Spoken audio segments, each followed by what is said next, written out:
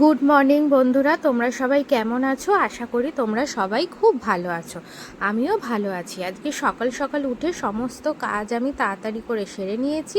সেরে নিয়ে চান টান করে পুজো টুজো দেওয়া হয়ে গেছে। এবারে রান্নার দিকে চলে যাব। কেন আজকে একজন এসে আমাদের বাড়িতে খাওয়া দাওয়া করবে।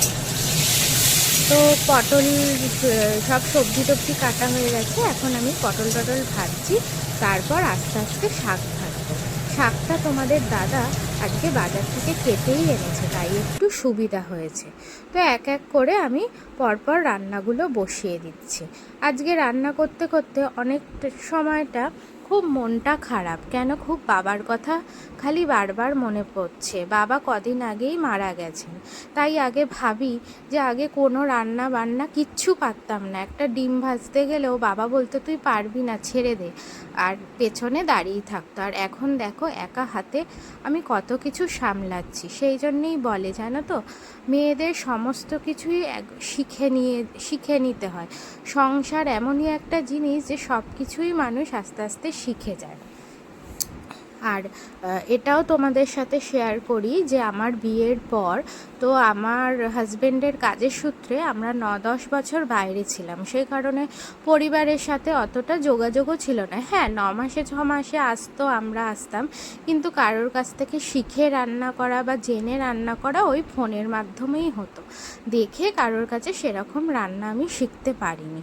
বলে না যে কাঁধে চাপ পড়লে মানুষ অটোমেটিক শিখে যায়, আমারও তাই হয়েছে। আস্তে আস্তে আমি সব রান্নাই শিখে গেছি।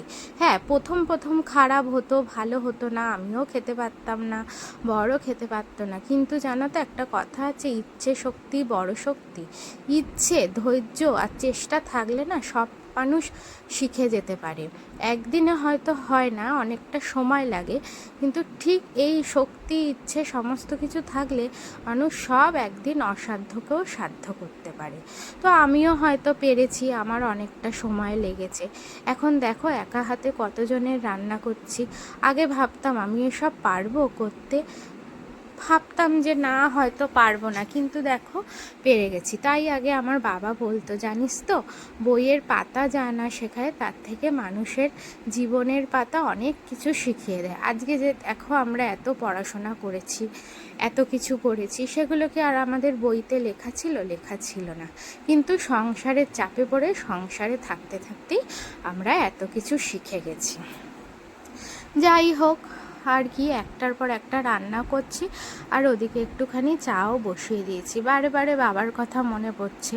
বাবা ভাবতো হয়তো আমি রান্না বান্না করতে পারবো না, কি করব, কিন্তু শেষ দিন অবধি বাবা আমার রান্না খেয়ে বলেইছে যে না, খুব সুন্দর হয়েছে। তুই হয়তো আগে পারতিস না, এখন তোর রান্নাই আমার খুব ভালো লাগে। আর যেহেতু আমার বাপের বাড়ি ঘটি আর আমার শ্বশুর বাড়ি বাঙাল, তাই আমি দু ধরনের রান্নাই শিখে গেছি। যেমন ঘটি রান্নাও পারি, তেমন বাঙাল রান্নাও পারি। এবার সব কিছু ফোনে জেনে জেনে শিখে নিয়েছি। কেন, কেউ তো আমার কাছে সেই সময় থাকতো না, সবাই যে যার বাড়িতে থাকতো, আর আমিও অনেকটাই দূরে থাকতাম। সেই কারণে আমি ফোনে জেনে জেনে শিখে গেছি। এখন দু ধরনের রান্নাই আমি করতে পারি, আরও নতুন কিছু শেখারও আমার চেষ্টা আছে। আর মেয়েও বলে, মা ইউটিউব দেখে দেখে এই রান্নাটা করো, ওই রান্নাটা করো। তো আমিও এখন ওর জন্য অনেক রকমই রান্না করতে থাকি। আর রান্না খেয়ে যখন সবাই বলে যে না ভালো, তখন আরও ইচ্ছাটা বেড়ে যায় যে না, নতুন নতুন আমি রান্না করি। এই যে দেখো আজকে করছি দই কাতলা। এটাও কিন্তু আমি ইউটিউব দেখেই শিখেছি। দেখতেই পাচ্ছ, একটার পর একটা পেঁয়াজটা ভেজে, পেঁয়াজ আদা রসুন সমস্ত ভেজে মশলা দিয়ে আমি এটাকে কষিয়ে নিলাম। কষিয়ে দিয়ে এবার জলটা দিয়ে দেবো। দিয়ে এবার যতক্ষণ না তেল ছাড়ে ততক্ষণ এটাকে কষাতেই থাকবো। আজকে যদি আমার বাবাটা বেঁচে থাকতো, তাহলে হয়তো বাবাকেও আমি এই রান্নাটা খাওয়াতে পারতাম। কেন, সেই সময় তো আর এই রান্নাটা শিখিনি, তাই এটা করিনি। আর যখনই রান্না করতাম, তাও 9-10 বছর পর আমি তো চলে এসেছিলাম সবার কাছাকাছি, করতাম কিছু না কিছু হলেও আমি বাবাকে দিয়ে আসতাম, আর বাবা আমার রান্না খেতে ভালোবাসত। যাই হোক, এইদিকে দেখো আবার টক দই ছিল, একটু গুলে আবার এই মশলার মধ্যে দিয়ে দিলাম। দই কাতলায় দইটাই হচ্ছে মেন, আর বাকি তো মশলা যেমন থাকে সেগুলো রয়েছে। এবার এটাকে দিয়ে জল দিয়ে ভালো করে কষাতে থাকবো, একটার পর একটা দেখতে থাকো স্টেপ বাই স্টেপ।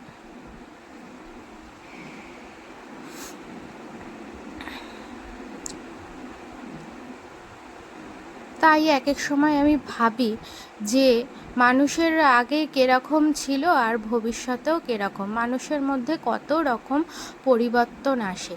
একটা জীবনে মেয়েদের কত পরিবর্তন, মেয়ে কেন, ছেলে মেয়ে সবাই পরিবর্তনই হয়তো মানুষকে জীবনে অনেকটা এগিয়ে নিয়ে যেতে সাহায্য করে, তাই না? তাই তো আমি আমার মেয়েকে বলি, বাবু তুইও আস্তে আস্তে দেখবি, যত বড় হবি তত আস্তে আস্তে তো সব কিছু শিখে যাবি।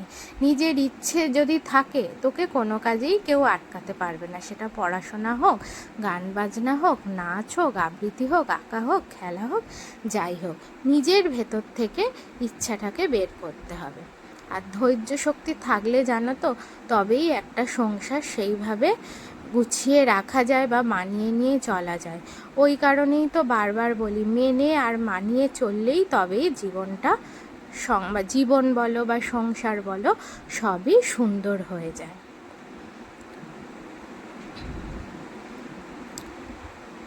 দেখো আস্তে আস্তে দইটা দিয়ে কষাতে কষাতে তেলও ছেড়ে দিয়েছে। এরপর আমি একটু একটু করে জল দিয়ে দেবো, জল দিয়ে মশলাটাকে ফুটিয়ে তারপর আমি মাছগুলোকে দিয়ে দেবো। আর তার আগে যে রান্নাটা করেছি সেটা তো দেখেইছো, ওটা একটা পাঁচমিশালি সবজির তরকারি ছিল। এইবারে এই মাছটা দিয়ে দিলাম, মাছ দিয়ে ফুটিয়ে চাপা দিয়ে রেখেছিলাম, তারপর গা মাখা হওয়াতে নামিয়েছি। আর হ্যাঁ, এটাও আমি একটু আমের চাটনি বসিয়ে দিয়েছি, কেন ওটা পুরোটা শেয়ার করা হয়নি। আর খাবারের পর তো একটু চাটনি খুব ভালোই লাগে। তাহলে দেখো কি কি করেছি, শাক ভাজা, পটল ভাজা, আলু, কাঁচকলা, পেঁপে দিয়ে তরকারি, মাছের ঝাল আর চাটনি, আর এদিকে হলো ভাত। আজকে এই দিয়েই খাওয়া হয়ে যাবে। আমাদেরও খাওয়া দাওয়া শেষ। আর এই যে আমার পাখিরাও দুপুরের লাঞ্চ শুরু করে দিয়েছে, আমাকে দেখে আবার ভয় পালিয়ে গেল। যাই হোক, ওরাও আস্তে আস্তে খাচ্ছে, আর আমিও একটুখানি বসে বসে ওদের ভিডিও করছি। আজকে অনেক কিছুই তোমাদের সাথে শেয়ার করলাম, গল্প করলাম। আজকালকার দিনে বন্ধুই বা আর কোথায়, আর দুর্দণ্ড বসে যে কথা বলবো তারও সময় নেই, সবাই আমরা খালি ছুটে বেড়াচ্ছি। তা যাই হোক, নিজের সাথেই নিজে গল্প করলাম আর তোমাদেরও একটুখানি শেয়ার করলাম। তোমরাও আমাদের এখন নতুন বন্ধু হয়ে গেছো।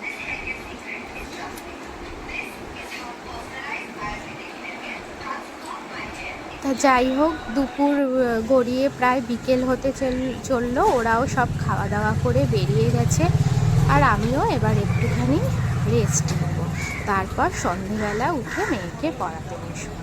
আর আজকে তোমাদের সাথে গল্প করে আমার নিজেরও মনটা অনেকটা হালকা হলো, আর তোমাদেরও অনেক কিছু শোনালাম। যাই হোক, আজকের মতো ভিডিওটা এখানেই আমি শেষ করব। তোমরা ভালো থেকো, সুস্থ থেকো। আমার কথা যদি ভালো লেগে থাকে সেটা কমেন্ট বক্সে জানিও, আর তোমাদেরও কিছু বলার থাকলে আমার সাথে শেয়ার করো।